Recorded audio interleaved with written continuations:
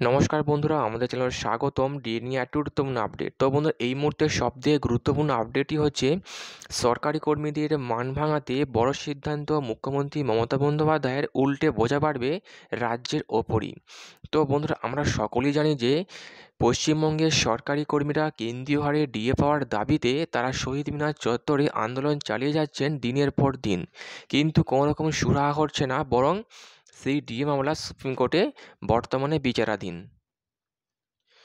এই ডিএ আন্দোলন চলাকালীন আমরা দেখেছি যেখানে পশ্চিমবঙ্গের সরকারি কর্মীরা 3% হারে ডিএ পেতেন, সেই 3% থেকে বেড়ে হলো 6% এবং 6-এর পর 4% বাড়িয়ে 10% করা হলো।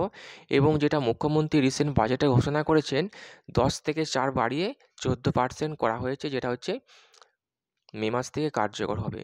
কিন্তু এরই মধ্যে আরেকটি সুখবর দিয়েছে মুখ্যমন্ত্রী মমতা বন্দ্যোপাধ্যায়। সামনেই লোকসভা ভোট এবং সেই লোকসভা ভোটকে মাথায় রেখে যাতে সরকারি কর্মীদের ক্ষোভকে কিছুটা হলেও প্রশমিত করা যায়, সেই জন্য নবান্নে ইতিমধ্যে অর্থমন্ত্রী চন্দ্রিমা ভট্টাচার্যের সঙ্গে বৈঠক সেরেছেন মুখ্যমন্ত্রী মমতা বন্দ্যোপাধ্যায়। এবং মুখ্যমন্ত্রী মমতা বন্দ্যোপাধ্যায় বারংবার বলেছেন, আমাদের রাজ্যের টাকা কেন্দ্রীয় সরকার আটকে রেখেছে, যার জন্য আমরা সমস্ত ডিএ মেটাতে পারছি না।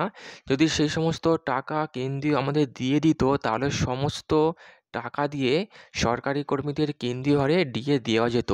এমনটাই বক্তব্য করেছেন মুখ্যমন্ত্রী বারবার। কিন্তু এই সমস্ত বক্তব্যকে কোনো তোয়াক্কা না করেই পশ্চিমবঙ্গের সরকারি কর্মীরা তাদের দাবিতে অনড়। কেন্দ্রীয় হারে ডিএ দিতে হবে, সেখানে রাজ্য সরকার কীভাবে পাবে সেটা তার দেখার দরকার নেই, এমনটাই মন্তব্য করেছেন সরকারি কর্মীরা। এই ক্ষোভের কারণেই নবান্নে চিঠি দিয়েছিলেন সরকারি কর্মীরা, এবং যার জেরে অর্থমন্ত্রীর সঙ্গে বৈঠক সেরেছেন মুখ্যমন্ত্রী মমতা বন্দ্যোপাধ্যায়।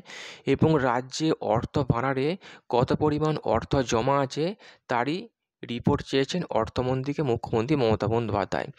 এবং কত পার্সেন্ট এবং ডিএ ঘোষণা করবেন এই মুহূর্তে তিনি ঘোষণা করেননি, তবে যেটা শুনতে পাওয়া যাচ্ছে নবান্ন সূত্র মারফত, বিভিন্ন মিডিয়া সূত্র মারফত, একটা ভালো রকমই তিনি ডিএ ঘোষণা করতে পারেন লোকসভা ভোটের আগে, যাতে সরকারের মধ্যে খুব কিছু প্রশমিত করা যায়।